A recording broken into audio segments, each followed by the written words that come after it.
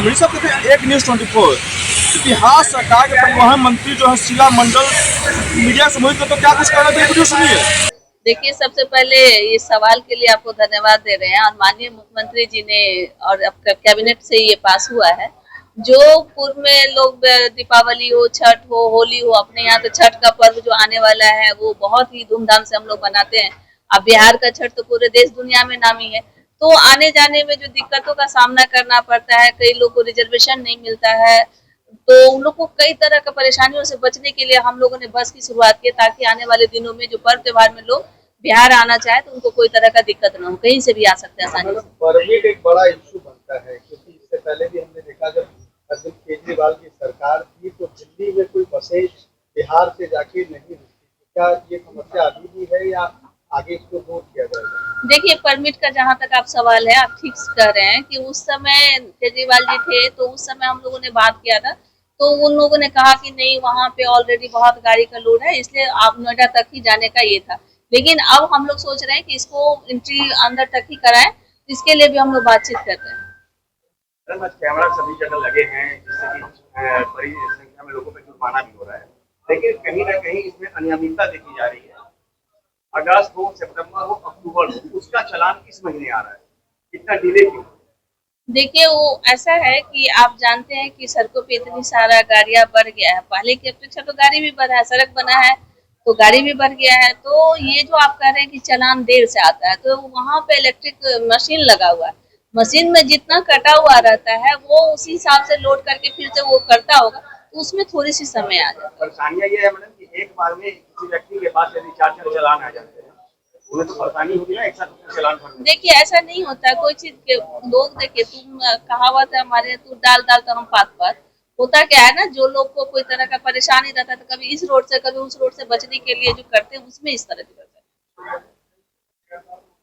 देखिए, सबसे पहले ये सवाल के लिए आपको धन्यवाद दे रहे हैं और माननीय मुख्यमंत्री जी ने और कैबिनेट से ये पास हुआ है। जो पूर्व में लोग दीपावली हो, छठ हो, होली हो, अपने यहाँ तो छठ का पर्व जो आने वाला है वो बहुत ही धूमधाम से हम लोग मनाते हैं। अब बिहार का छठ तो पूरे देश दुनिया में नामी है।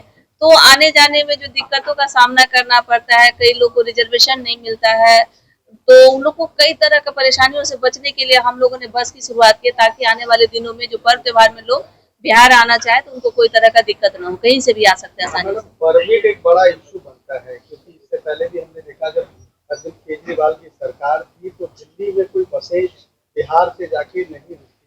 क्या ये समस्या अभी भी है या आगे इसको दूर किया जाएगा? देखिए, परमिट का जहाँ तक आप सवाल है, आप ठीक कह रहे हैं कि उस समय केजरीवाल जी थे तो उस समय हम लोगों ने बात किया था, तो उन लोगों ने कहा कि नहीं, वहाँ पे ऑलरेडी बहुत गाड़ी का लोड है, इसलिए आप नोएडा तक ही जाने का ये था।